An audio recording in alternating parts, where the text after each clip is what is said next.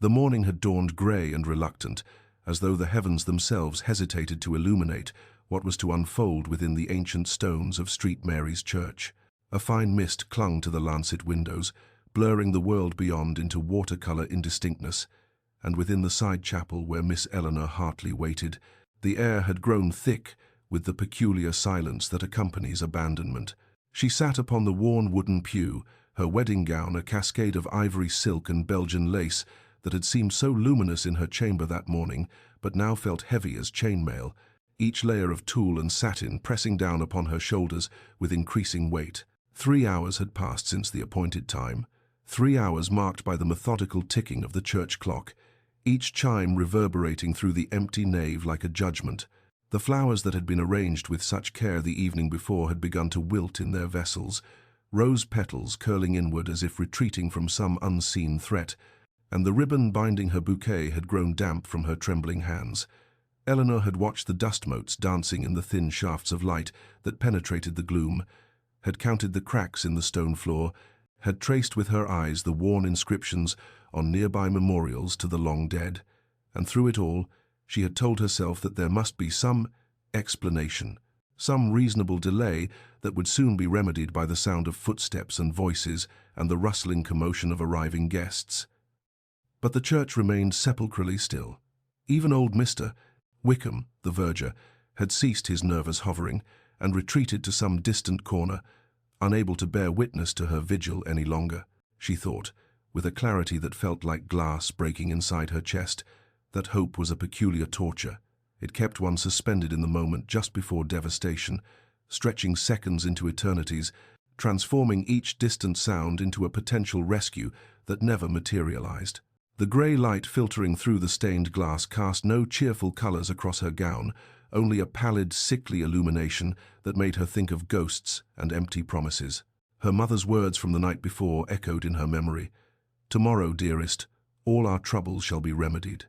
How desperately they had needed this marriage, how fervently she had convinced herself that Mr. Philip Grenville's attentions were founded on genuine regard rather than her modest dowry. The warnings whispered by friends' half-concealed looks of concern, carefully worded cautions about his reputation, she had dismissed them all, had chosen to believe in the fairy tale her circumstances demanded. Now, as the church clock struck the 11th hour and still no one came,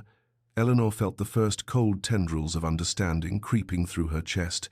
wrapping around her heart with inexorable certainty. Something was terribly, irrevocably wrong, and she sat alone in her wedding finery, a bride without a groom, waiting in a church that had become not a sanctuary but a monument to her humiliation. The realization came not as a sudden blow, but as a slow drowning, each minute pulling her deeper beneath the surface of a truth she had been holding at bay with increasingly desperate mental exertions. Eleanor had constructed elaborate explanations in her mind: a carriage accident that had delayed the wedding party, a misunderstanding about the hour, some crisis that had required Philip's immediate attention. But as the clock struck 11:30, even these fragile architectures of hope crumbled into dust. She remembered now, with a clarity that felt like punishment, the way Philip had kissed her hand at their parting 2 evenings prior, how his fingers had trembled slightly, how his eyes had not quite met hers when he promised that their wedding day would change everything. She had attributed his nervousness to bridegroom's anxiety, had found it endearing even, never imagining it was the guilty tremor of a man planning betrayal. The engagement itself had been a whirlwind affair, precipitated by her father's death 6 months earlier, and the subsequent discovery that his affairs were in far greater disarray than anyone had suspected. The estate was encumbered with debts, her mother's health was failing, and her younger sister's prospects hung precariously upon Eleanor's ability to make an advantageous match. When Mr. Philip Grenville, handsome, charming, possessed of an adequate fortune and connections to the Duke of Thornbridge himself, had shown interest in her at the Midsummer Assembly, it had seemed like divine intervention. Her friend Judith had pulled her aside at the betrothal celebration and asked, with concern evident in her gentle eyes, whether Eleanor was certain of Mr. Grenville's character, whether she had heard the whispers about his gambling and his associations with questionable company. But Eleanor had smiled and dismissed such talk as mere gossip, the jealous murmurings of those who resented her good fortune. How foolish that confidence seemed now, sitting alone in her wedding gown, while the minutes stretched into a fourth hour of waiting. The sound of footsteps finally broke the oppressive silence, and Eleanor's heart leapt with a pathetic surge of hope before she recognized them as belonging to Mr. Wickham, whose face, when he appeared in the chapel doorway, was arranged in an expression of such profound pity that she felt her spine stiffen instinctively against it. "Miss Hartley," he began, his voice barely above a whisper, as though speaking softly might somehow cushion the blow of what he had come to say, "I am grievously sorry to inform you that there has been word from Mr. Grenville's lodgings. It seems," he faltered, his aged hands twisting together in manifest discomfort, and Eleanor found herself rising from the pew with a strange calmness, as though she were watching herself from a great distance. "He is not coming," she said, and it was not a question but a statement, flat and final as a tombstone inscription. The verger's nod of confirmation was almost redundant. She had known, somewhere in the deepest chambers of her heart, from the moment the first hour had passed without explanation, that she had been jilted, abandoned, left waiting in a church like some cautionary figure from a moral tale. And as this knowledge settled fully into her bones, Eleanor discovered that she possessed reserves of pride she had not known existed, for she did not weep or wail or collapse, but merely gathered her heavy skirts in her hands and asked, in a voice that barely trembled, if Mr. Wickham might be so kind as to summon her carriage, for there was clearly nothing more to wait for in this place that had promised joy but delivered only the most exquisite species of humiliation. Eleanor had scarcely begun to gather herself for departure when the great oaken doors of the church opened with a resonance that seemed to shake the very foundations, and into the dim sanctuary strode a figure whose presence transformed the atmosphere as utterly as lightning transforms a darkened sky. The Duke of Thornbridge, for it could be no other, given the unmistakable bearing of absolute authority and the severe elegance of his attire, advanced down the centre aisle with long, purposeful strides, his greatcoat billowing behind him like the wings of some avenging angel, and Eleanor, still standing in the side chapel with her wedding gown pooled around her like sea foam, felt herself freeze in an attitude of mortification so complete that she could not even summon the will to flee. He was tall, formidably so, with dark hair that showed threads of silver at the temples, despite his years numbering perhaps 35, and his face was all sharp angles and austere planes, handsome in the manner of a hawk or some other noble predator, beautiful and terrible in equal measure. His grey eyes swept the empty church with an expression of barely contained fury, and when they finally alighted upon Eleanor, standing there in her bridal magnificence amid the wilting flowers and abandoned hope, something flickered across his features, surprise perhaps, or recognition, or the faintest shadow of discomfort, before his countenance hardened once more into a mask of aristocratic disdain. "Miss Hartley, I presume," he said, and his voice was deep and cold as winter water, carrying the accent of one educated at Cambridge and raised in drawing-rooms where every word was measured for its strategic value, and Eleanor, summoning reserves of dignity from some deep well she had not known she possessed, lifted her chin and met his gaze with all the composure she could command, though she felt her humiliation settling upon her shoulders like a mantle of lead. "Your Grace," she replied, proud that her voice emerged steady despite the trembling that had overtaken her limbs, and she observed the way his eyes travelled over her wedding gown with something that might have been contempt or might merely have been the aristocratic assessment of one who sees clearly the pretensions of those beneath his station. He made no bow, offered no courtesy beyond a curt inclination of his head, and proceeded to speak with the blunt directness of one accustomed to issuing commands rather than making conversation. "I am searching for my cousin, Mr. Philip Grenville, who was, I understand, meant to meet you here this morning." The way he pronounced the word "meant" carried within it volumes of skepticism and disdain, as though the very notion of Philip fulfilling any obligation was laughable, and Eleanor felt something hot and bitter rise in her throat, whether rage or grief, she could not say. "Mr. Grenville is not here, as you can observe," she said, gesturing with one gloved hand at the conspicuously empty church, at the pews that should have been filled with well-wishers and witnesses, but instead held only shadows and the ghosts of her shattered expectations, and she watched as the Duke's jaw tightened, a muscle working beneath the skin in a manner that suggested he was grinding his teeth upon some unspoken fury. "So I see," he said, and now his gaze upon her held something else, something that looked almost like calculation, as though he were solving some complex equation in which she was merely one unfortunate variable. And Eleanor found herself straightening her spine even further,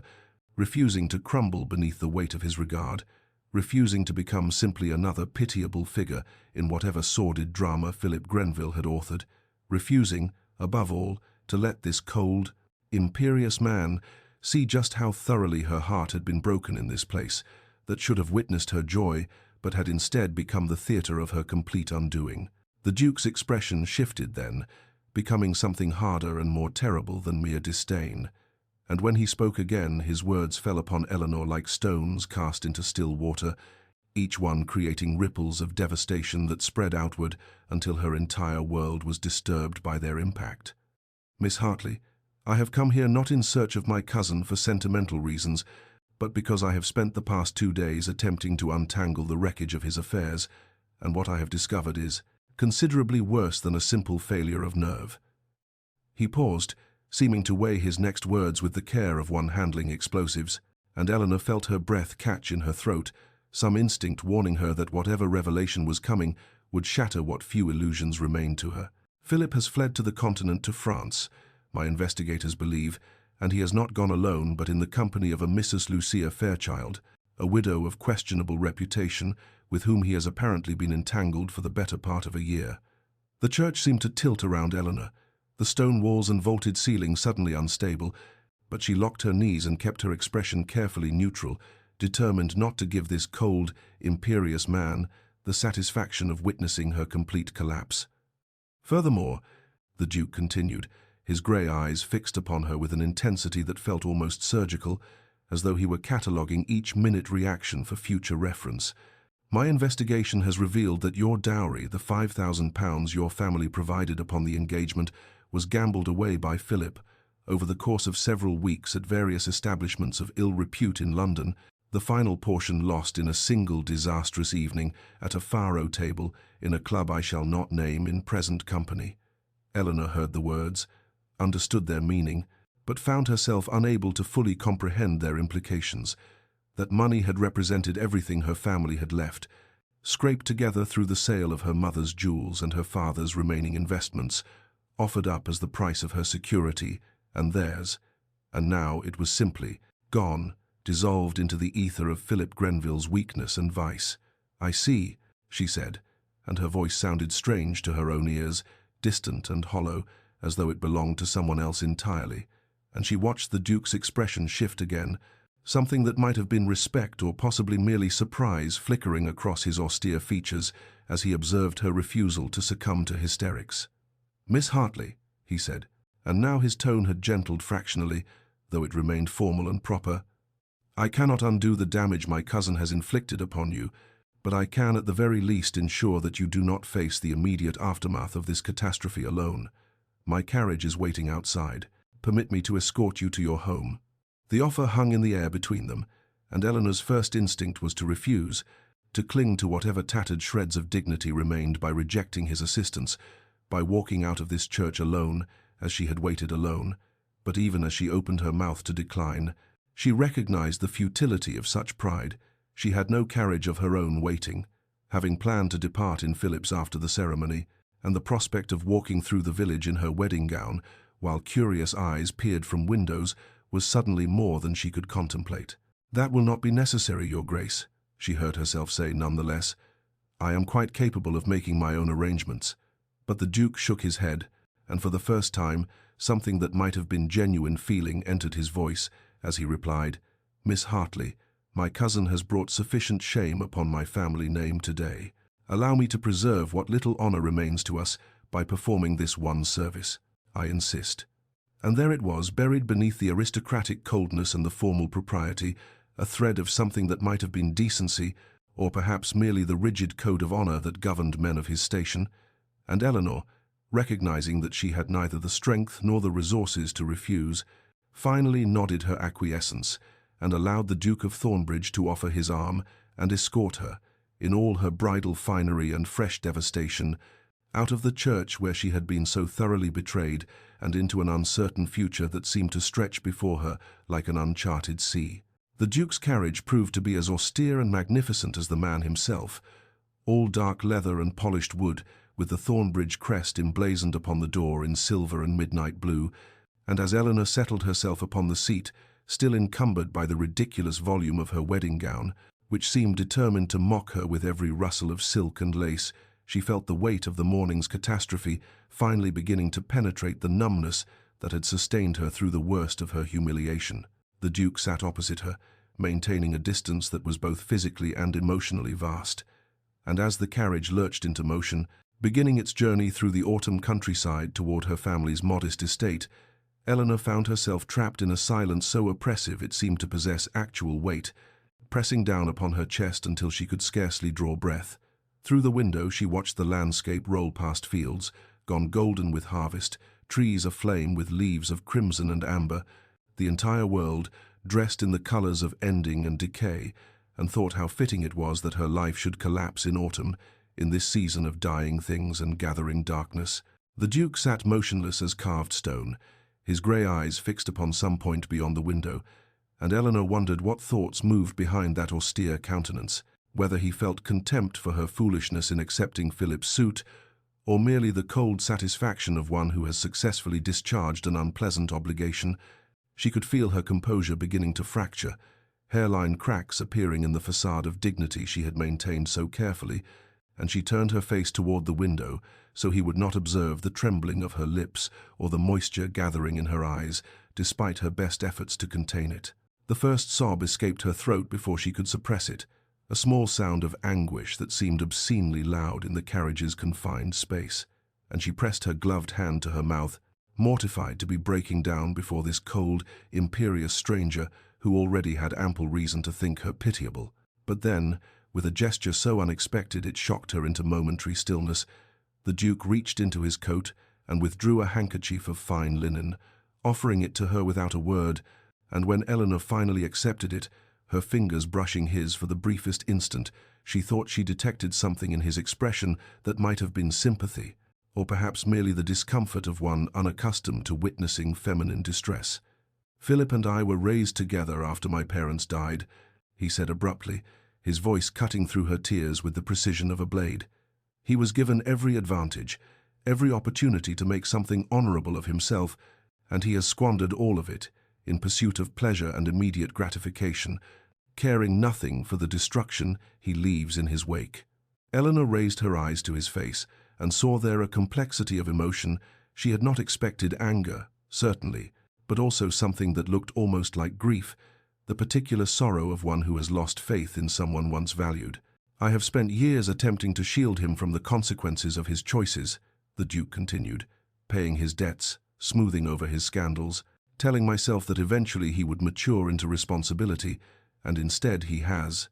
this. His gesture encompassed Eleanor, the wedding gown, the entirety of the disaster, and she found herself nodding, understanding that Philip Grenville had destroyed more than her dreams today, had betrayed more than her trust. The carriage turned onto the narrow lane that led to her family's estate, and Eleanor watched the Duke's expression shift as he observed the modest house with its peeling paint and overgrown gardens, the visible markers of genteel poverty that her family had attempted to disguise but which were unmistakable to an educated eye, and she saw him comprehend fully, perhaps for the first time, just how desperate her circumstances had been, how completely Philip's betrayal had devastated not merely her heart, but her family's very survival. The weeks that followed Eleanor's abandoned wedding unfolded with the inexorable quality of a nightmare from which one cannot wake, each day bringing fresh humiliations and mounting catastrophes that seemed designed by some cruel providence to test the very limits of human endurance. Within 3 days of that terrible morning, the story had spread through society like plague, through a medieval city whispered in drawing rooms, discussed over tea, embellished with each retelling, until Eleanor found herself transformed from a respectable young woman into an object of either pity or scorn, depending on the temperament of those who spoke her name. Former friends who had once called upon her with regularity now crossed to the opposite side of the street when they encountered her in the village, their discomfort with scandal outweighing whatever genuine affection they might once have felt, and Eleanor learned the particular bitter lesson that adversity reveals the true character of one's acquaintances, stripping away the veneer of polite society to expose the self-preservation and cowardice beneath. Her family's financial situation, already precarious before Philip's betrayal, rapidly deteriorated into something approaching desperation as creditors who had been patient in anticipation of the dowry's return now demanded immediate payment, and Eleanor watched her mother's health decline with each new crisis, the older woman taking to her bed with an illness born as much of anxiety and shame as any physical ailment. The necessity of dismissing servants became unavoidable, first the under-housemaid, then the groom, finally even Mrs. Carson, who had been with the family since Eleanor was a child, and each departure felt like another small death, another acknowledgement of how far they had fallen and how much further they might yet descend. Eleanor herself began the grim work of cataloguing which possessions might be sold, moving through the house like an appraiser at an estate sale, attaching monetary value to objects that held primarily sentimental worth, and discovering in the process that sentiment commanded no price in the marketplace. It was during this period of progressive dismantling that the Duke of Thornbridge became an unexpected and somewhat inexplicable presence in her life, appearing at intervals that seemed carefully calculated to coincide with moments of particular crisis, his imposing figure and austere countenance becoming oddly familiar fixtures in her family's modest drawing room. He came first with a formal apology on behalf of his family, delivered with stiff propriety but evident sincerity, and then returned several days later with questions about Philip's debts, which families had been affected, which tradesmen left unpaid, the full scope of his cousin's financial destruction, and Eleanor observed that he took meticulous notes, his grey eyes growing harder with each new revelation of Philip's perfidy. She did not understand why he continued to involve himself in their affairs, could not fathom what motivated a man of his station to concern himself with the wreckage of a scandal that was not of his making, but she found herself watching for his visits with something that was neither quite hope nor quite dread, some complicated emotion that had no proper name. He observed everything during these visits: her mother's declining health, the gradual disappearance of familiar objects from the house, the worn patches on the drawing-room carpet that could no longer be concealed, Eleanor's own increasing exhaustion as she took on work previously done by servants, and though he said little, she sensed in him a quality of watchful assessment, as though he were gathering information toward some purpose he had not yet revealed. There was something in his manner during these encounters that had shifted since that first terrible day, a softening so subtle it might have been imagined, visible only in the way his expression gentled fractionally when he observed her struggling to maintain dignity while her world crumbled, and Eleanor found herself wondering what thoughts moved behind that austere facade, whether he saw in her resilience something worthy of respect, or merely the pathetic struggles of one drowning slowly in circumstances beyond her control. The Duke of Thornbridge's investigation into his cousin's activities had revealed a scope of destruction that exceeded even his darkest expectations, for Philip's gambling debts had not merely touched one or two families, but had created a network of financial devastation that extended through the county like roots of poison oak, each transaction connected to another until the full picture emerged of a man who had systematically betrayed everyone foolish enough to trust him. And as Alexander sat in his study reviewing the ledgers and letters his solicitor had compiled, he felt something shift within him, a cold fury giving way to something more complex and considerably more dangerous to his peace of mind. He had watched Eleanor Hartley navigate her family's collapse with a grace and dignity that would have done credit to a duchess born to the role, had observed her sacrifice her own comfort without complaint, tend her ailing mother with tireless devotion, and face society's cutting judgment with her head held high and her composure intact. And he had found himself thinking of her at odd moments during estate business, while riding across his lands, in the quiet hours before sleep, wondering what she was doing, whether her circumstances had worsened, if she was eating properly, or sacrificing meals to extend their dwindling resources. This preoccupation troubled him, for he was not a man given to sentiment or impulsive feeling, had built his life upon logic and duty and the careful management of emotion, yet he could not deny that something in her situation, or perhaps in her specifically, had breached his carefully constructed defenses and lodged itself somewhere in the region of his conscience, or perhaps his heart, though he was reluctant to examine that possibility too closely. The solution, when it came to him, arrived with the sudden clarity of mathematical proof, inevitable and irrefutable. He would marry her himself, not from love, for he scarcely knew what that word meant beyond poetry and songs, but from a calculated recognition that such a union would serve multiple purposes simultaneously, restoring his family's honor, providing Eleanor and her family with security, and perhaps quieting the strange restlessness that had plagued him since that morning in the church when he had first encountered her in her ruined wedding gown, all dignity and devastation. He arrived at her family's estate on a grey afternoon that threatened rain, was shown into the drawing room where even more furniture had disappeared since his last visit, and found Eleanor alone, her mother presumably still confined to her bedchamber, and he observed the shadows beneath her eyes, the slight tremor in her hands as she offered him tea they could ill afford, the proud set of her shoulders even as her world crumbled around her. "Miss Hartley," he began, dispensing with preliminary courtesies because he suspected she had neither time nor patience for social niceties, "I have a proposal to make which I believe will prove advantageous to both our circumstances." He watched wariness flicker across her face, the instinctive drawing back of one who has learned that proposals from gentlemen are not to be trusted, and he continued before she could refuse to hear him. "I am proposing marriage, a practical arrangement that would provide your family with immediate financial security and restore to you the position in society that my cousin's actions destroyed." The shock on her face was absolute, her teacup freezing halfway to her lips before she set it down with trembling hands. "Your Grace, I cannot. I will not accept an offer made from pity or obligation," she said, her voice steady despite the pallor of her cheeks, and he felt a surge of admiration for her pride, even as he recognized it as the primary obstacle to her salvation. "This is not pity," he replied, with a curtness born of his own discomfort with the emotions churning beneath his austere facade. "It is restitution for my family's actions, and a practical solution to circumstances that benefit neither of us in their current state." They negotiated then, not as suitor and beloved, but as two parties to a business arrangement, discussing settlements and expectations with a frankness that would have scandalized proper society. And when she finally, reluctantly, agreed, her acceptance, delivered not with joy but with the grim resignation of one who recognizes necessity. Alexander told himself the strange tightness in his chest was merely satisfaction at a problem solved, and not at all the first stirrings of something far more dangerous and infinitely more complicated. The second wedding took place on a morning in late winter, when frost still clung to the church windows, and the pale sunlight filtering through the stained glass held no warmth, 3 months almost to the day after that first terrible ceremony that had never been,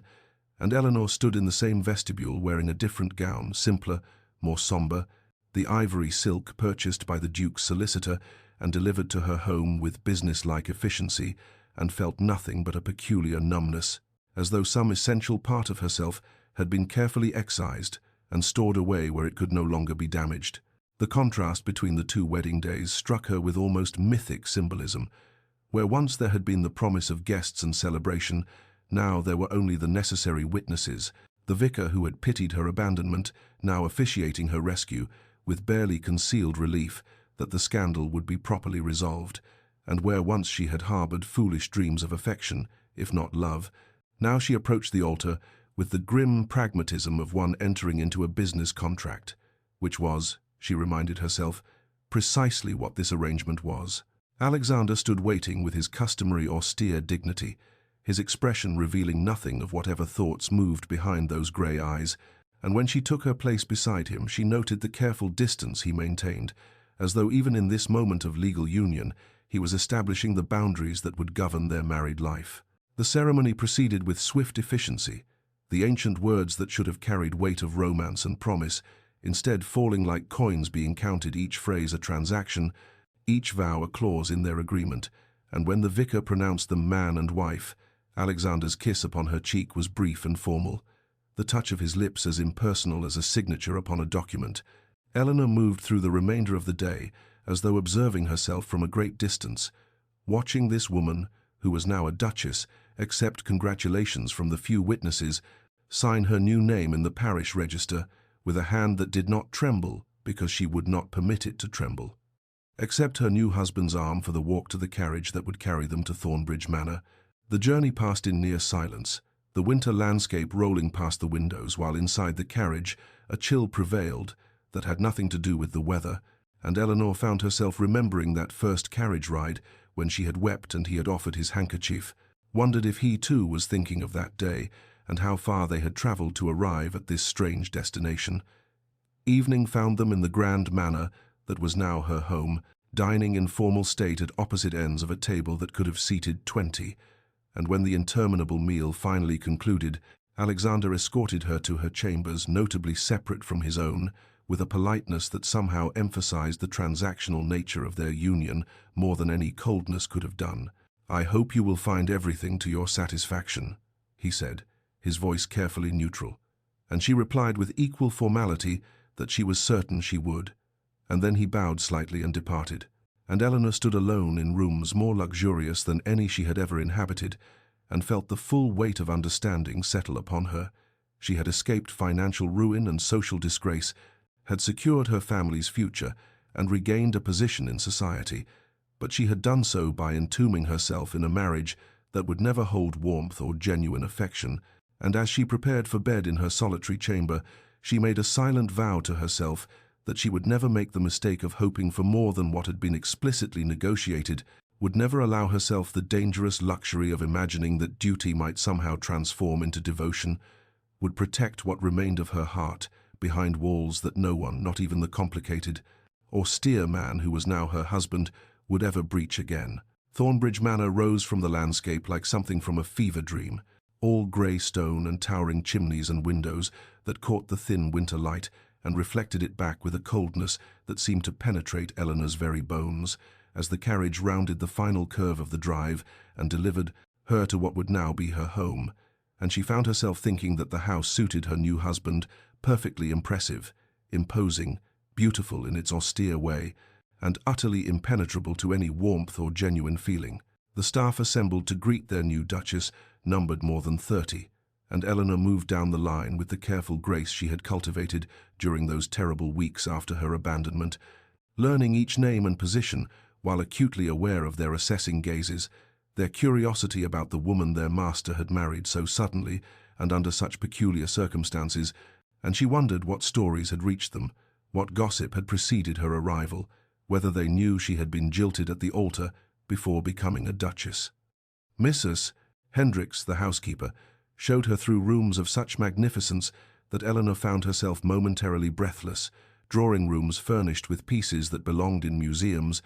a ballroom that could accommodate 200 guests, a music room housing a pianoforte more valuable than her family's entire former estate, and with each chamber they entered, Eleanor felt the weight of her new position settling more heavily upon her shoulders, the understanding that she was now mistress of an establishment whose annual expenditure likely exceeded what her family had possessed in total. Alexander maintained his careful distance, appearing at meals with punctual formality and departing again with equal promptness, their conversations limited to necessary courtesies and brief exchanges about household matters, and Eleanor quickly learned the rhythm of her new life. Breakfast taken in solitary dignity in her chambers, mornings spent with Mrs. Hendricks reviewing menus and household accounts, afternoons in the small sitting room that had been designated as her personal domain, evenings dining with a husband who sat 12 feet away and might as well have been in another country for all the connection that existed between them. Yet she observed him, for there was little else to occupy her attention in those early weeks, and she noticed things that surprised her: the way he spoke to servants with genuine courtesy rather than aristocratic condescension, how he knew the names of the stable boys and asked after their families, the patience he showed with his horses, especially an aging grey mare that had clearly outlived her usefulness, but was maintained in comfortable retirement because, as she overheard one groom say, His Grace couldn't bear to turn out an old friend who had served faithfully. These small glimpses into his character troubled her, for they suggested depths beneath the austere surface that made her situation more complicated, made it harder to maintain the emotional distance she had vowed to preserve, and she found herself lying awake in her luxurious bedchamber, all silk hangings and fine linens, and a loneliness more profound than any she had known in poverty, wondering if she had traded one form of misery for another, if a lifetime of comfort without connection might prove harder to bear than financial struggle had been, and understanding with a clarity that brought no consolation that she had become exactly what she had sworn never to be, a woman trapped in a marriage of convenience, surrounded by magnificence, and utterly, irrevocably alone. The fever came upon Eleanor with terrifying swiftness in the 4th week of her residence at Thornbridge Manor, beginning as a slight chill during breakfast that she dismissed as merely the draughty enormity of the dining room, progressing by afternoon to a weakness that made climbing the stairs to her chambers an ordeal, and by evening manifesting as a raging heat that left her insensible and thrashing among sweat-soaked linens, while Mrs. Hendricks sent urgent summons for both the physician and the Duke. Alexander arrived in her chambers to find her lost to delirium, speaking in fragments to people who were not present, pleading with Philip not to leave her, begging her father not to force the marriage, whispering brokenly about the church and the waiting and the terrible moment when she had understood that no one was coming, and something in hearing these unguarded revelations, this raw evidence of damage that her careful dignity had concealed, struck him with unexpected force, made him understand for the first time the true depth of what his cousin's cruelty had cost her. He dismissed the servants and took up position in the chair beside her bed, and there he remained through that night and the next day and the following night, leaving only when absolutely necessary, watching her fight the fever, while Dr. Pemberton applied cold compresses and administered draughts, and spoke in grave tones about the crisis that must come. During the worst of her delirium, she spoke of dreams she had harbored as a girl, of a marriage built on affection, of children raised with love rather than duty, of a partnership where she might be valued for more than her family connections, and Alexander found himself profoundly moved by these modest aspirations that Philip's abandonment and his own cold arrangement had together destroyed, found himself experiencing an unfamiliar twist of something that might have been guilt or regret, or perhaps the first stirrings of a feeling he was not yet prepared to name. The fever broke on the 3rd morning as pale sunlight filtered through the chamber windows,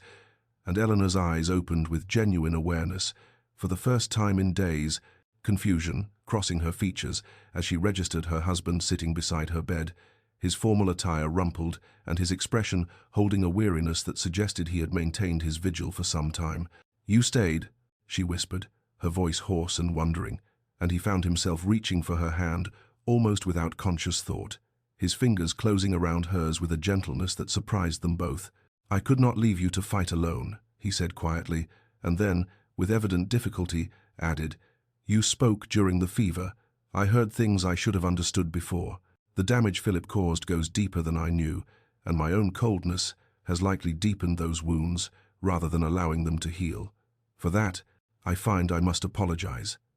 Eleanor stared at him with an expression caught between vulnerability and wariness, her hand still resting in his, and for a long moment something passed between them that had never existed in their careful, formal exchanges, a genuine connection, fragile as new ice, but real nonetheless. Then the moment fractured as propriety reasserted itself, and Alexander withdrew his hand while Eleanor turned her face away, both retreating to the safety of distance even as they privately acknowledged that something fundamental had shifted, that a crack had appeared in the walls they had each constructed, and neither was entirely certain whether to be terrified or grateful for what might eventually pass through. Eleanor's recovery from the fever progressed slowly through the following weeks, and as autumn deepened its hold upon the countryside,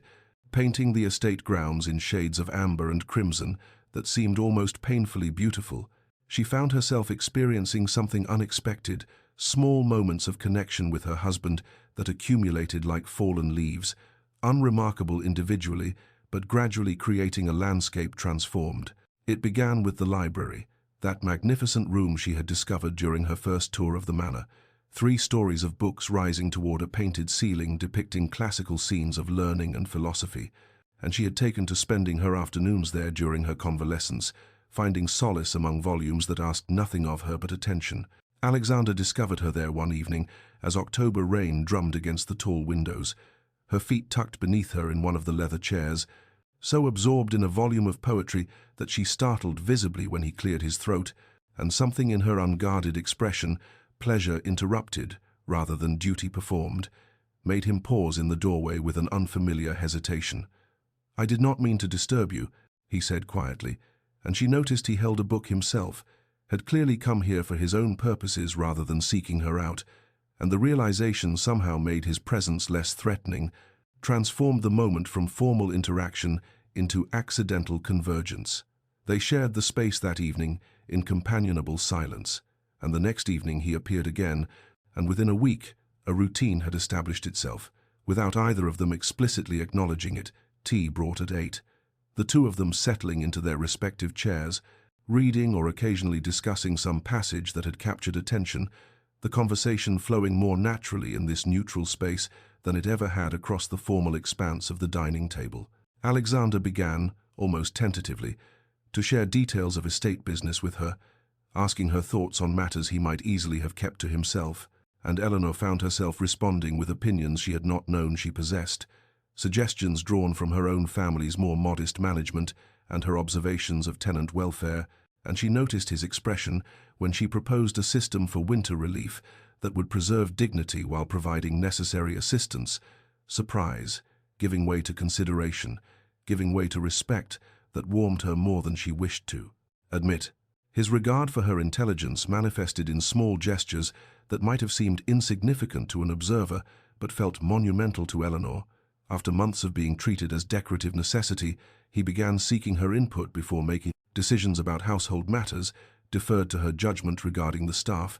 implemented her suggestions, and credited her publicly when they proved successful, and she felt something long dormant stirring within her, some sense of value beyond her family connections or her suitability as a wife. Then came the evening when they were reviewing agricultural reports together, and she made an observation about crop rotation that made him laugh, genuine amusement rather than polite acknowledgement, and their eyes met across the small table they had drawn between their chairs, and Eleanor found herself smiling in return, the expression feeling strange on her face after so many months of careful neutrality. And for a moment something passed between them that was neither duty nor arrangement, but simply two people discovering unexpected pleasure in each other's company. Neither spoke of it afterward, both retreating into familiar formality as if by unspoken agreement, but Eleanor lay awake that night, thinking about the sound of his laughter and the way his severe features had transformed with genuine pleasure, and she understood with a clarity that brought both hope and terror that the walls she had built around her heart were beginning to develop fissures,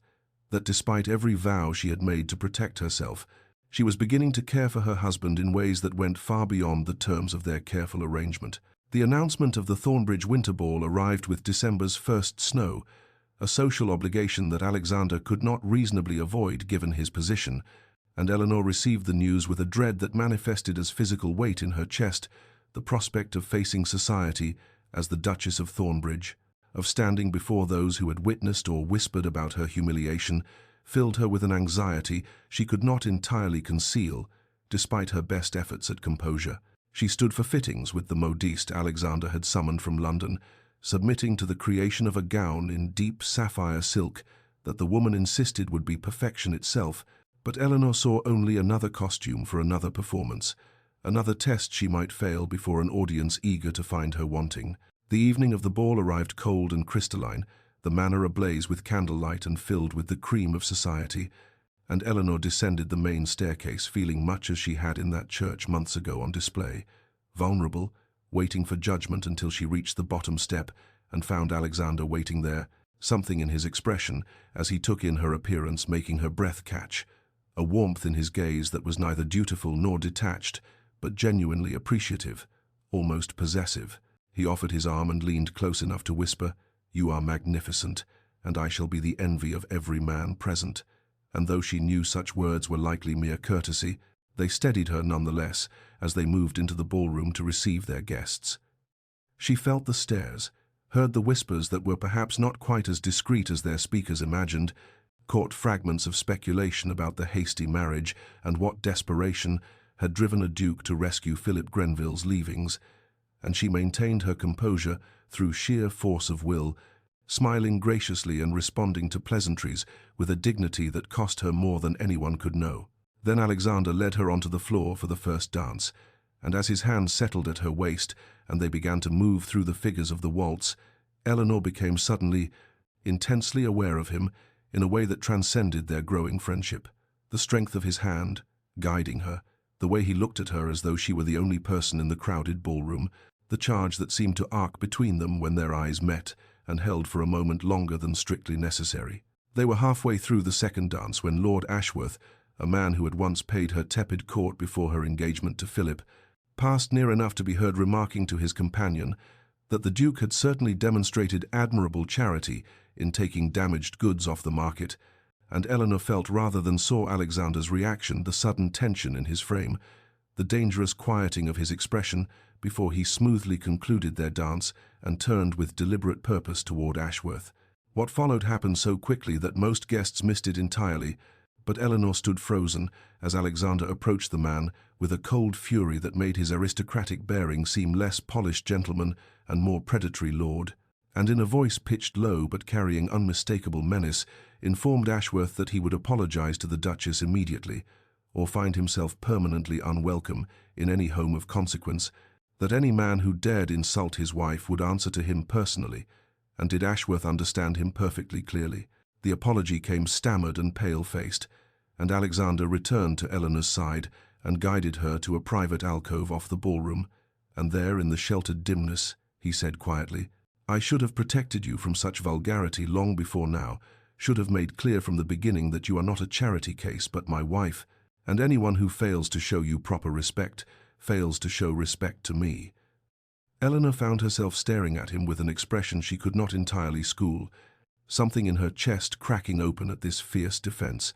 this public claiming that went far beyond the terms of their arrangement, and when she finally found her voice she said softly, "You did not have to do that, I am accustomed to managing such remarks." But he shook his head and replied, "Perhaps you should not have to be, and perhaps I am weary of pretending that our marriage is merely a convenient arrangement, when you have become far more important to me than convenience could ever explain." And Eleanor felt the last of her carefully maintained barriers beginning to crumble, felt herself softening toward this man who had started as her reluctant savior and was becoming, despite all her resolutions to protect her heart, someone she could no longer imagine living without. Winter settled over Thornbridge Manor with a quietness that seemed to muffle the world beyond the estate's boundaries, snow falling in steady silence through January nights and transforming the grounds into something from a fairy story. And as the cold deepened and darkness came early, Eleanor and Alexander found themselves spending longer hours in the library, that sanctuary that had become the truest home either of them had known, where the fire burned bright and the outside world with all its expectations and judgments could not penetrate. Their evening ritual had evolved beyond companionable silence into something more intimate conversations that began with estate, business, or some passage from a book, but gradually, almost imperceptibly, deepened into territories neither had expected to explore. Confessions offered hesitantly at first, and then with growing trust, as they discovered in each other an understanding that neither had found elsewhere. It was Alexander who first ventured into more personal terrain one evening, when the wind howled against the windows, and Eleanor had remarked on how secure the library felt, like a ship's cabin riding out a storm, and he had looked at her with an expression of such unguarded loneliness that she had gone very still. And after a long moment he said quietly, "I have spent most of my life feeling as though I were weathering storms alone. My father died when I was 12, and my mother retreated so completely into her grief that I became effectively an orphan, while both parents yet lived, raised by tutors and duty, and the weight of a title I inherited too young to properly bear." Eleanor listened as he spoke of a childhood devoid of warmth, of learning to suppress emotion because there was no one to receive it,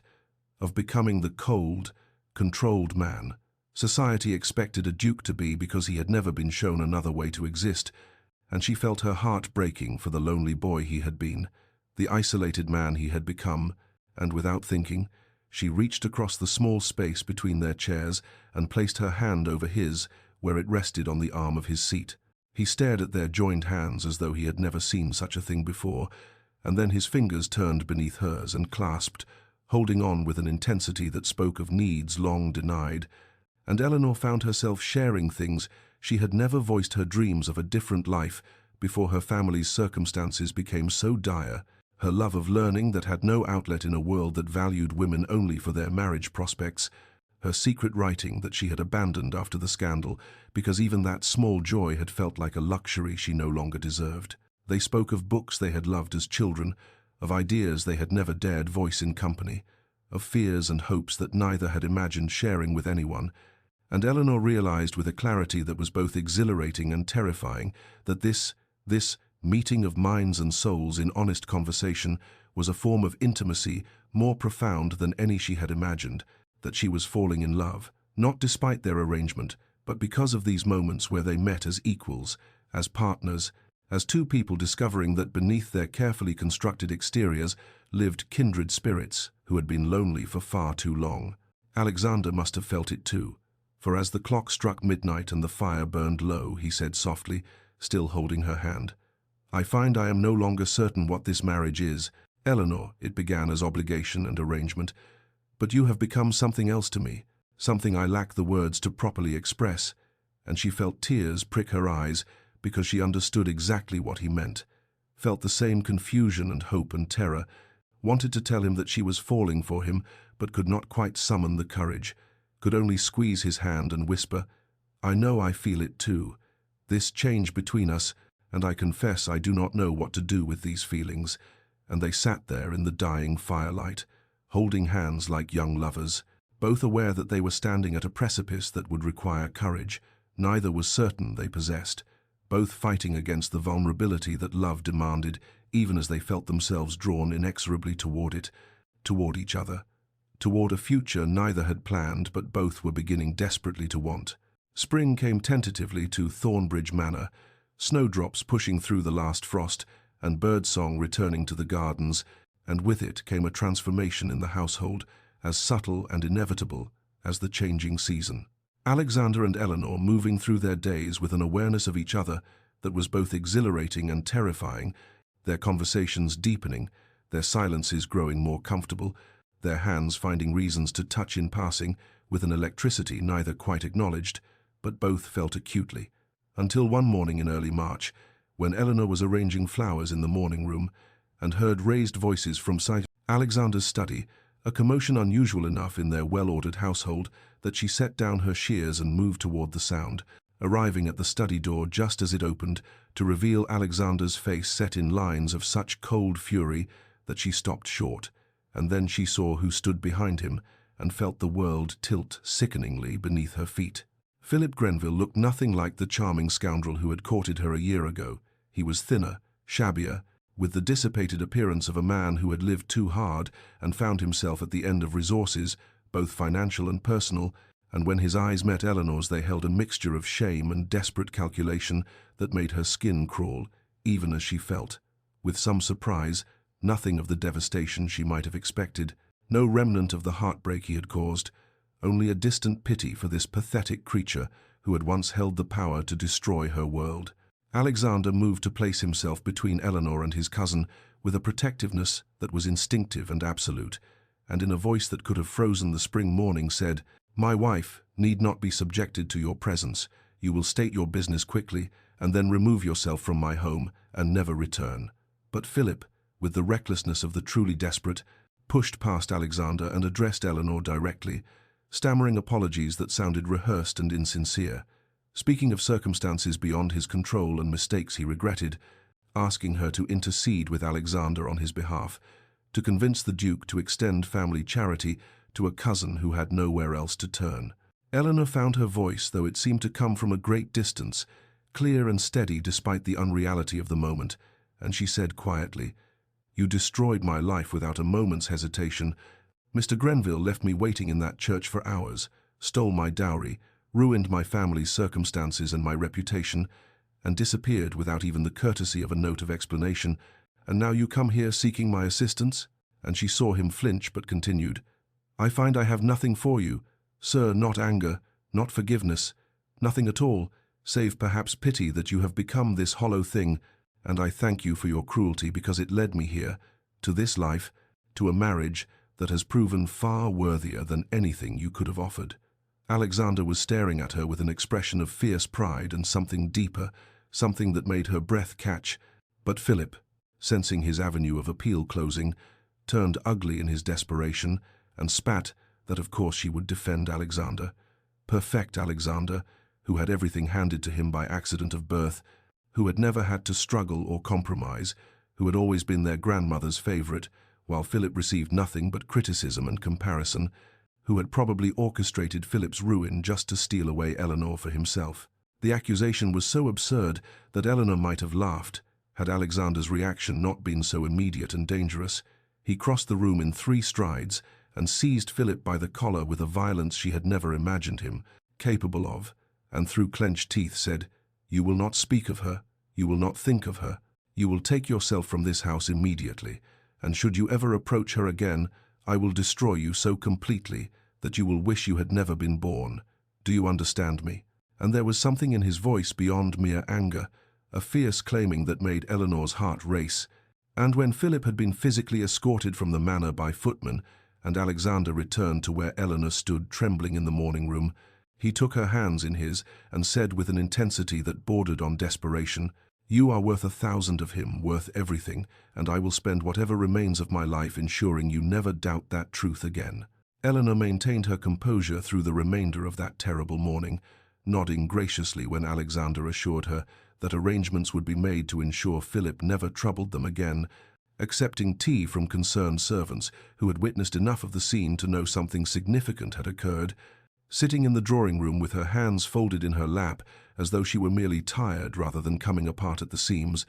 But the moment she was alone, she fled to the gardens where spring was unfolding in defiance of the winter that still gripped her heart. And there, among the early crocuses and budding trees, she finally allowed the carefully constructed walls she had built around her trauma to crumble, weeping with a violence that shook her entire frame, as everything she had suppressed since that day in the church came flooding back, the humiliation, the fear, the certainty that she was unlovable and unworthy, the conviction that she would never be safe or whole again. She did not hear Alexander approach, did not know he was there until his coat settled around her shoulders and his arms came around her with a gentleness that somehow made her weep harder, and she tried to pull away because she could not bear for him to see her like this, broken and ugly and drowning in pain. But he held her firmly and said into her hair, "Let it out, Eleanor, let it all out. You have been so strong for so long. You need not be strong now." And something in his voice, some quality of absolute permission, allowed her to collapse against him and sob as she had not allowed herself to sob even in the worst moments after Philip's abandonment. When the storm finally passed and she could breathe again, she tried to apologize, mortified by her loss of control. But Alexander tilted her face up with infinite care and said, "You have nothing to apologize for. He hurt you terribly, and you have been carrying that hurt alone. But you are not alone anymore, Eleanor. Do you understand? You will never be alone again." And she shook her head because she could not quite believe it, could not quite trust, and whispered brokenly, "I am damaged, Alexander. Something in me is broken. I think perhaps I am incapable of trusting anyone fully, incapable of the kind of love that a marriage should have, and I fear I have trapped you in this arrangement with a woman who cannot give you what you deserve." He stared at her for a long moment, his face working through emotions she could not quite read, and then he said with a raw honesty that stole her breath,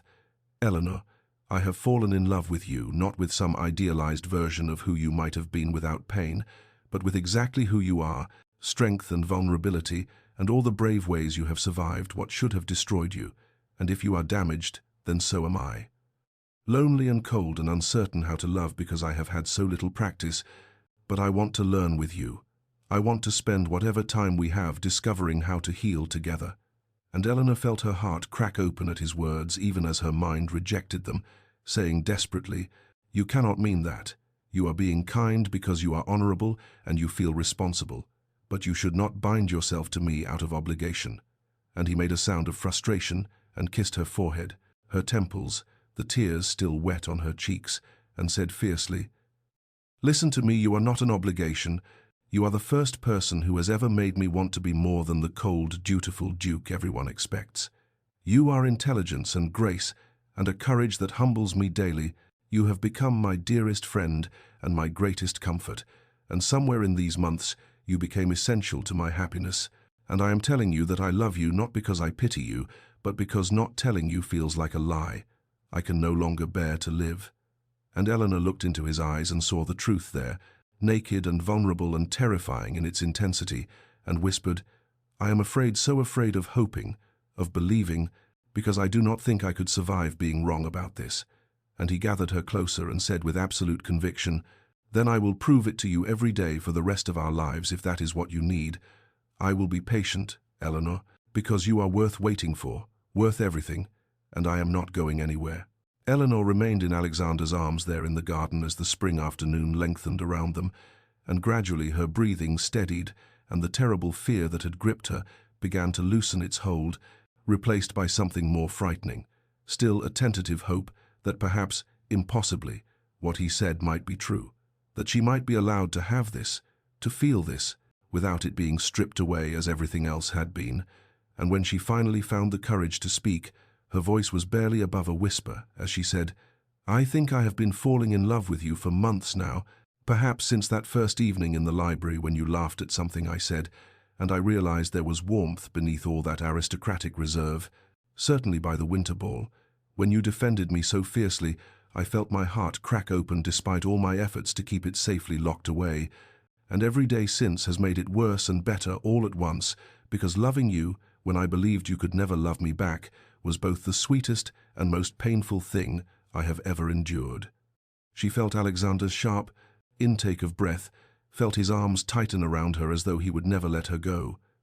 And when he pulled back enough to look into her eyes, his own were bright with emotion as he said roughly, "All those moments I thought I was hiding what I felt, maintaining proper distance. You were doing the same all those evenings, when I wanted desperately to reach for you, but convinced myself you could never want the touch of a man after what Philip did. All those times I caught you looking at me and had to look away because I feared you would see too much. We have been circling each other like frightened creatures, too wounded to trust what we most desired." And Eleanor felt laughter bubble up through her tears because it was absurd and beautiful, and so perfectly this careful dance they had been performing when they might have simply been honest. And Alexander smiled at her laughter and traced the curve of her cheek with such tenderness that she trembled, and said, "I love the sound of your laughter. I love your intelligence and your courage, and the way you treat every person with dignity regardless of their station. I love how you bite your lower lip when you are concentrating on a book, and how you hum without realizing it, when you arrange flowers. I love that you are kind without being weak, and strong without being hard, and I love that you have somehow taught this cold, distant duke how to feel again, how to hope, how to want something beyond mere duty and obligation."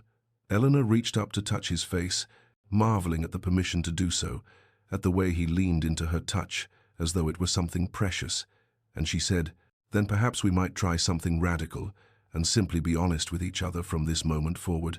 No more hiding, no more pretending this is merely a convenient arrangement, no more protecting ourselves from the terrifying possibility of happiness." And Alexander said fervently, "Yes, yes to all of it. And I vow to you, Eleanor, that I will spend every remaining day of my life proving that you can trust me with your heart, that I will cherish it and protect it, and never, ever give you cause to regret this leap of faith." And then he was kissing her with a passion that had been restrained for far too long, and Eleanor kissed him back with all the love she had been suppressing, and when they finally broke apart, breathless and trembling, he took her hand and led her back to the manor, and that night they came together not as strangers fulfilling marital duty, but as beloved partners, choosing each other completely. And in the dawnlight that filtered through the windows of his chamber, their chamber now, Eleanor woke in Alexander's arms, and felt for the first time since that terrible day in the church that she was truly, finally, safe. The months that followed their breakthrough unfolded with a sweetness Eleanor had never imagined possible, as though all the pain and loneliness that had preceded this joy had somehow made her capable of appreciating every precious moment with an intensity that might otherwise have escaped her, and she and Alexander fell into a rhythm of partnership that transformed not only their marriage, but the very atmosphere of Thornbridge Manor, which seemed to warm and brighten as their love grew, the grand rooms no longer feeling cold and formal, but rather like a true home filled with laughter and purpose, and the quiet contentment of two people who had found their way to each other through darkness and emerged grateful for the light. They worked together on improvements to the estate, Alexander valuing Eleanor's observations about the tenants' needs and her suggestions for better organization of resources, and Eleanor discovered that she had a talent for management that had never been called upon in her previous constrained circumstances, and together they implemented changes that improved yields and living conditions alike, earning the deep loyalty and affection of everyone who depended upon the estate for their livelihoods. But it was Eleanor's charitable work that became her greatest passion, born from her own experience of abandonment and social ruin, and with Alexander's full support and financial backing, she established a foundation to assist women who found themselves in desperate circumstances through no fault of their own, women jilted at the altar, widows left with debt, daughters cast out by families, anyone who needed refuge and resources and the chance to rebuild a life with dignity. And Alexander watched with pride that bordered on awe as his wife transformed her own pain into purpose, creating something beautiful and necessary from the ashes of her humiliation. The small domestic moments brought equal joy. Mornings when they breakfasted together and planned their day, afternoons when Eleanor would seek Alexander's opinion on foundation matters and he would ask her thoughts on estate business, evenings in their beloved library where they now sat close together rather than at opposite ends of the room,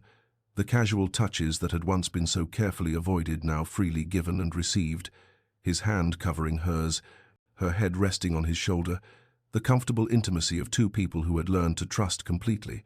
Eleanor's letters to her family carried news of her happiness and included funds that restored their comfort and security, and gradually even her damaged social relationships began to mend as society witnessed the Duke of Thornbridge's obvious devotion to his wife, and concluded that perhaps they had misjudged the situation, perhaps Eleanor had been the innocent party after all, and invitations began arriving again, though Eleanor cared far less about society's approval now that she had something infinitely more valuable in Alexander's love. It was on a golden afternoon in late summer, when they were reviewing plans for a new cottage on the estate to house women in the foundation's care, that Eleanor felt the familiar flutter in her abdomen and knew with sudden certainty what it meant. And when she looked up and met Alexander's eyes and said softly, "I believe we are going to have a child," she watched his face transform, with wonder and joy so profound it brought tears to her eyes, and he gathered her into his arms with a tenderness that spoke of reverence for the miracle they had created, and whispered against her hair,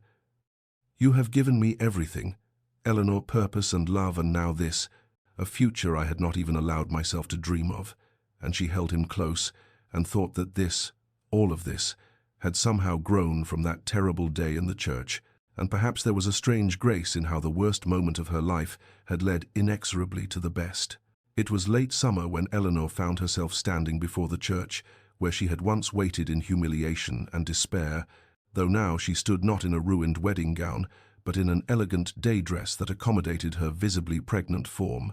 and beside her stood Alexander, his hand resting protectively at the small of her back, and gathered around them was not the absence that had haunted that terrible day, but rather a crowd of tenants and townspeople and members of society who had come to witness the dedication service for the Eleanor Hartley Foundation, the charitable organization that would provide refuge and resources for women abandoned by circumstance or cruelty. And as Eleanor looked up at the church spire against the bright blue sky, she felt the extraordinary weight of transformation, how this place that had represented her absolute nadir had somehow become the starting point for everything beautiful that followed, how devastation and joy were not opposites, but rather points on a continuum that her life had traced with painful precision. The vicar who had waited with her that awful morning now stood ready to bless the foundation, and his eyes when they met hers held not pity but genuine admiration, and as the simple ceremony began, Eleanor felt Alexander's hand tighten slightly on her back, a gesture of support and solidarity that still had the power to move her even after months of such touches. And when it came time for her to speak, she stepped forward with a confidence that the frightened, abandoned bride could never have imagined possessing, and her voice was steady as she addressed the gathered crowd and said, "This foundation exists because I know intimately what it means to have your future stripped away in a single morning, to feel that you have no value and no hope and no path forward, and I know equally well that such moments, devastating as they are, need not be the end of one's story but might instead be the painful beginning of something better than you had dared to dream, though you cannot see it in the darkness and must simply endure until the light returns." She saw several women in the crowd wiping their eyes and knew that her words resonated because suffering was not rare, only the willingness to speak of it openly, and she continued, "What I wish for every woman who seeks help from this foundation is what was given to me, not charity that diminishes, but support that empowers, not pity that isolates, but compassion that connects, and above all the knowledge that your worst moment does not define your worth or determine your future, that dignity and hope can be rebuilt even from complete ruin, and that second chances, though they may come from unexpected sources and in unexpected forms, are nonetheless precious and real, and worth the courage it takes to accept them." When she finished speaking, there was a moment of profound silence and then applause, genuine and warm, and Alexander stepped forward and shocked the entire assembly by speaking without planned remarks, his voice carrying clearly as he said, "My wife speaks of second chances, but what she does not say is that she gave one to me as well. That in marrying a cold, distant man who offered her a business arrangement, she somehow taught him what it means to love and be loved, and I stand before you all today to acknowledge publicly what I tell her privately each day, that Eleanor is the finest person I have ever known, that I am honored beyond measure to be her husband, and that any good I accomplish in this life will be because she showed me how to see beyond duty to genuine human connection and compassion." Eleanor felt tears streaming down her face as Alexander took her hand and raised it to his lips in a gesture of devotion that left no doubt about the nature of their marriage. And afterward, they planted an oak tree on the church grounds together, their hands covering the same shovel, and Eleanor thought of how trees grew slowly but enduringly, roots deepening over years, branches spreading to provide shelter, and how perhaps that was the truest metaphor for what they had built together from the ruins of that terrible abandoned wedding. Autumn returned to Thornbridge Manor with its characteristic splendor of gold and crimson leaves, and it was on a cool October evening, exactly 1 year after the foundation dedication, that Eleanor's labor began, the pains starting gently as she and Alexander sat in their library and then intensifying through the long night, while Alexander paced the corridors outside their chambers with an anxiety that would have amused Eleanor had she not been so consumed by the primal work of bringing their child into the world. And when dawn broke pale and grey over the estate grounds and the baby's first cry pierced the air, Alexander burst into the room despite the midwife's protests and found Eleanor exhausted and radiant, cradling a tiny daughter with a shock of dark hair, and the expression on his face as he approached them, wonder and terror, and love so overwhelming it seemed to transform his very features, was something Eleanor knew she would carry in her heart forever. And when he carefully took the baby in his arms, his hands trembling slightly as he supported the impossibly small head,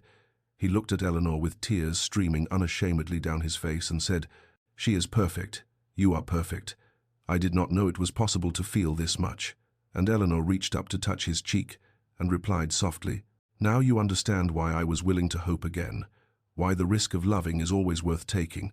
And they named their daughter Catherine Rose after both their mothers, and the christening ceremony a month later brought together Eleanor's restored family and Alexander's dignified relatives and the tenants who had come to love their duchess. And as Eleanor stood in the chapel holding her daughter, she thought of that other church and that other ceremony that never was, and felt nothing but gratitude for how that devastation had led inexorably to this joy. The months that followed were a blur of sleepless nights and tiny milestones, and the peculiar exhaustion and exhilaration of new parenthood,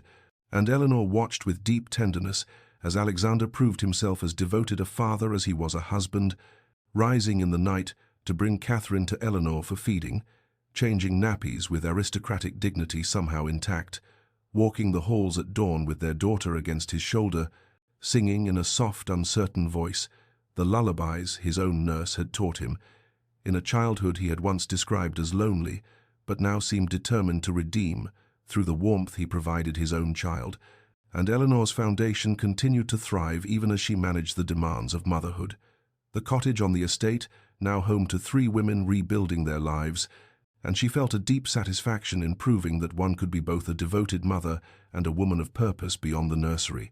that these roles need not conflict, but could rather enrich each other. 2 years passed in this contented rhythm, and then Eleanor found herself pregnant again, and when she delivered a healthy son on a spring morning with Alexander once more at her side, their family felt complete in a way that brought tears of joy to both their eyes, and they named him Thomas Philip,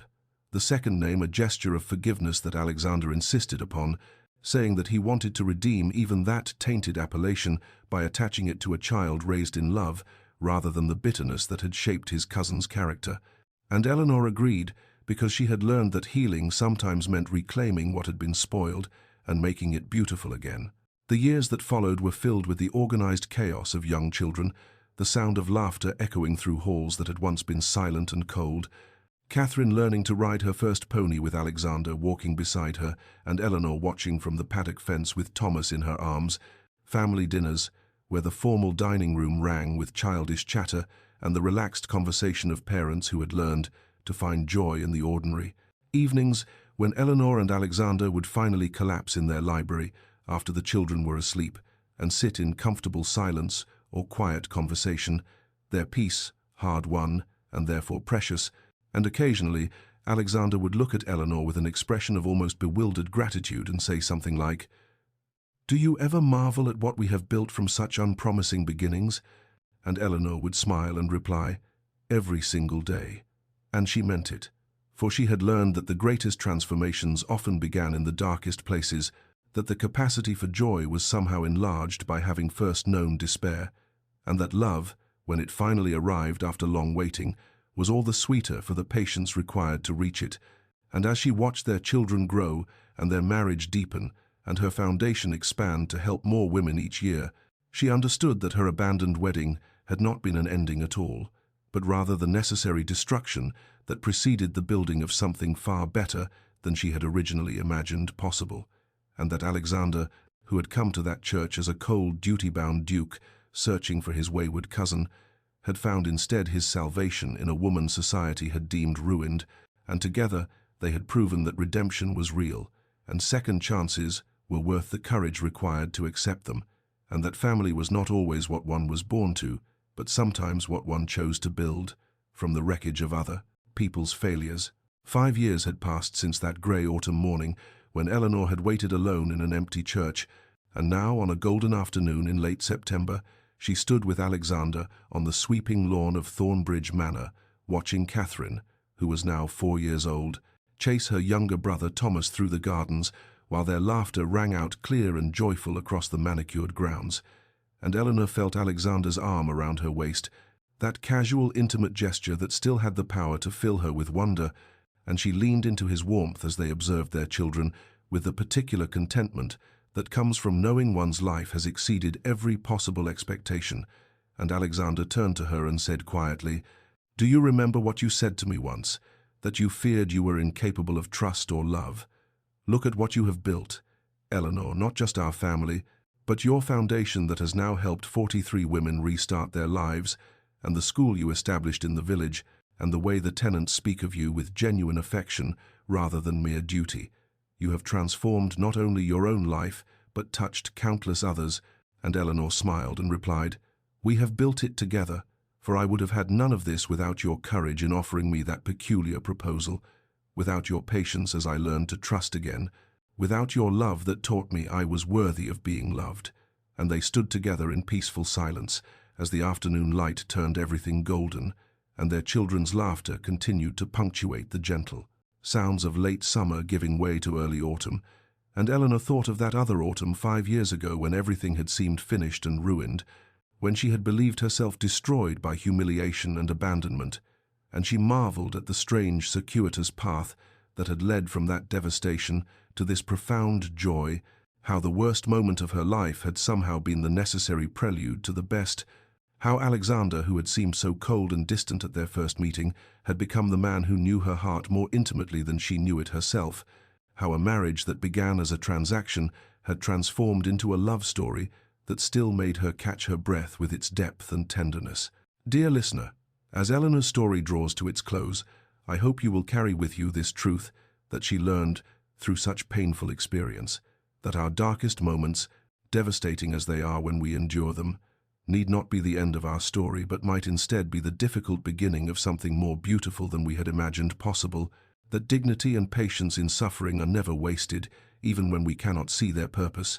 and that second chances, though they may arrive from unexpected sources and in unexpected forms, are nonetheless real and precious, and worth the courage it takes to accept them with an open heart. When you find yourself waiting in your own metaphorical church, abandoned by what you thought was your future, remember Eleanor, who waited 3 hours in a wedding dress for a groom who never came, and yet found a love deeper than any she had dared to dream.